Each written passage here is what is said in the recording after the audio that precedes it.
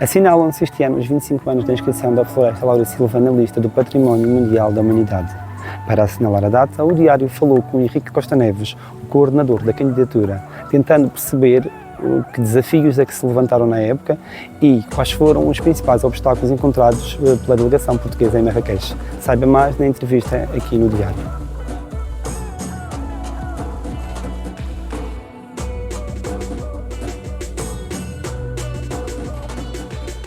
Esta candidatura surge de uma iniciativa em 1992, por ocasião de uma deslocação à Madeira da Comissão Nacional da Unesco em Lisboa.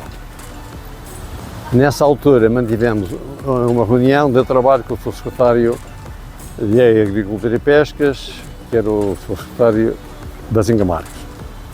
E foi lançada a ideia de realmente avançarmos com uma candidatura de um património que nós tínhamos aqui e que temos, da Laura Silva, para património, para que se incluísse na lista do património mundial. E ficou decidido que iríamos dar início à candidatura, portanto, isto em 1992. Pronto.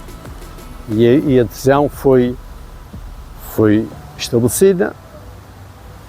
Na altura, entregaram-nos um dossiê e recomendaram-nos: tem que ler isto muito bem, porque isto é uma candidatura para um património mundial. É uma candidatura que tem uma forma de instrução e um procedimento complexo e tem de ser muito rigoroso e preciso. Portanto, leiam isso com atenção. Pronto, e então foi tida a iniciativa de avançarmos. E havia uma questão que era esta. Na altura, não havia a noção, ou seja, havia a noção empírica do que é que tínhamos de Laura Silva, mas não havia uma noção concreta, escrita, técnica, que a balizasse e que avalizasse a área de ocorrência da Laura Silva e o estado de conservação. E também no ano de 1992 iniciámos um estudo de campo que demorou 3 anos, portanto o estudo de campo iniciou-se em 1992, durante o qual se percorreu toda a área de ocorrência da floresta, seguindo um método de análise à vegetação. Fizemos, e eu posso referir, cerca de 880 km de transetos, portanto, de linhas de apreciação, e fizemos 1150 estações de amostragem. Nós iniciámos o estudo no Porto Muniz e acabámos nas serras da Ribeira de Machico. Pronto, e ficámos com a noção da quantidade e da qualidade da floresta Laura Silva. Compilámos todos esses dados e apresentámos um livro no ano seguinte, em 1996. Livro esse que relata tecnicamente e com rigor toda a área de ocorrência, e chegámos à conclusão que a área de ocorrência eram 15 mil hectares. No ano seguinte, toda esta informação obtida a nível regional foi validada em Lisboa pelo Ministério do Ambiente, em especial pela Direção Regional do Ambiente, na publicação de uma notícia explicativa, que no fundo resumia toda a informação que estava no livro, e a publicação oficial de uma carta à escala 1/100.000 da área real e rigorosa da ocorrência da Laura Silva. Portanto, gerou-se aqui um desígnio nacional, porque a candidatura era nacional. Portanto, nessa altura, nós tínhamos bom relacionamento com instituições nacionais, em particular com o Ministério do Ambiente, com a Direção Regional do Ambiente. Tínhamos relações ótimas com a Wildlife Fund e relações de proximidade com a União Internacional para a Conservação da Natureza.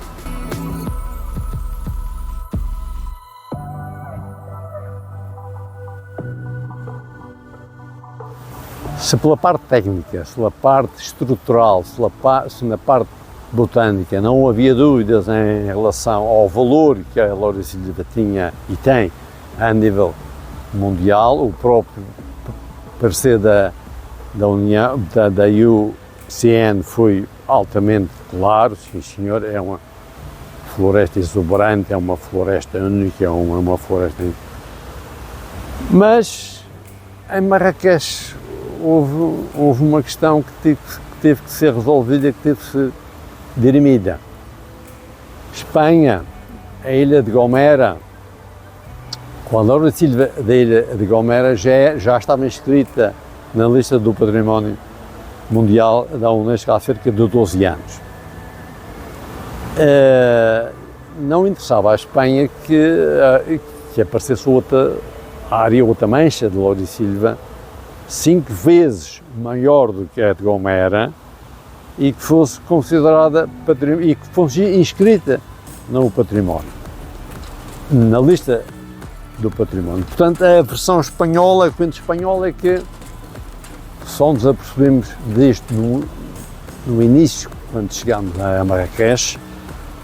O embaixador espanhol em Paris defendia que Espanha apontava que devia ser considerado um sítio único, uma candidatura, um sítio único da Laurisilva macaronésica. Sítio único esse que incluiria a de Gomera e a da Madeira. O que implicaria que a candidatura teria que ser reformulada. O que implicaria que teria que haver negociações com Espanha para a feitura de uma candidatura única.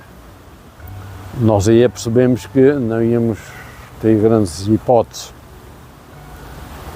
E então eu aqui quero realçar a ação de uma pessoa que foi fundamental.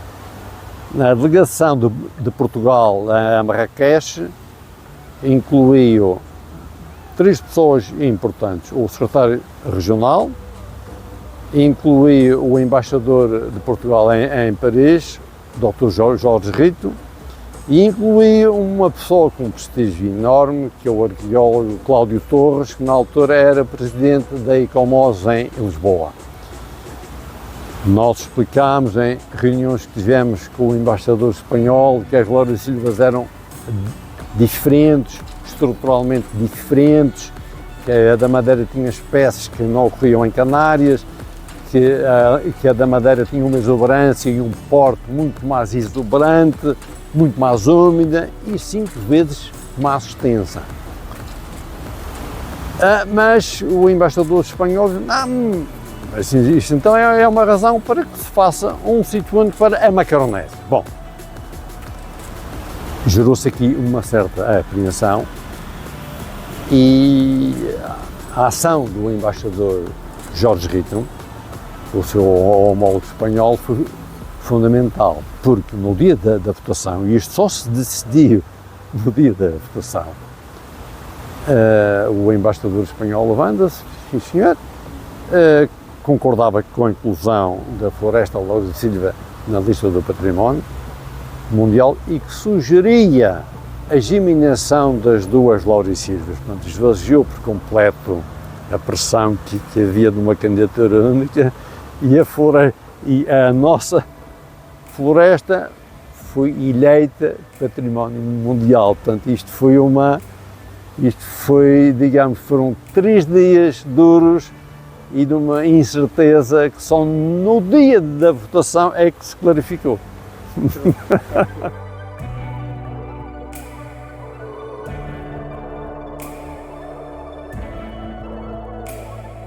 Nós encontramos áreas estupendas de Laurisilva. Eu recordo, por exemplo, nas zonas altas de São Vicente, entre a Ribeira de São Vicente e a Ribeira do Inferno, percorremos lá zonas que eu penso que estavam como desde a época do descobrimento, zonas fantásticas. Viemos a encontrar de uma forma geral a floresta indígena em bom estado de conservação. Aliás, é uma das referências que fazemos no livro que se publicou.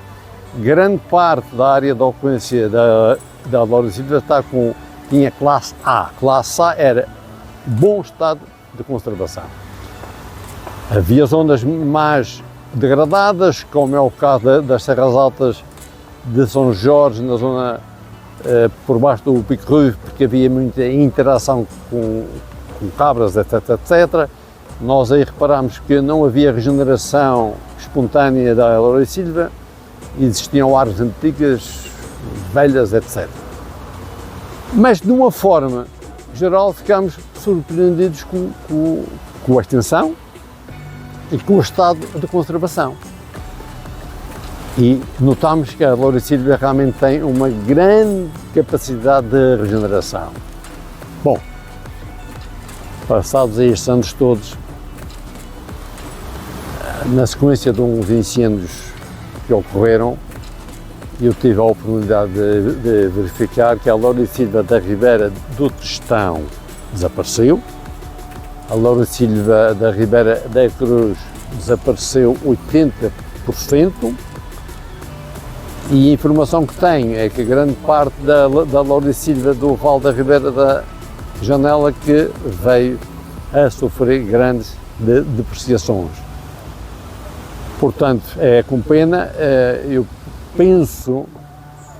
julgo que atualmente houve uma regressão, houve um declínio, um decréscimo, uma regressão da área de ocorrência da laurisilva. Mas, se tomarem as medidas adequadas, se derem a oportunidade, se ajudarem a floresta, se o homem tiver essa inteligência, ela vai recuperar rapidamente.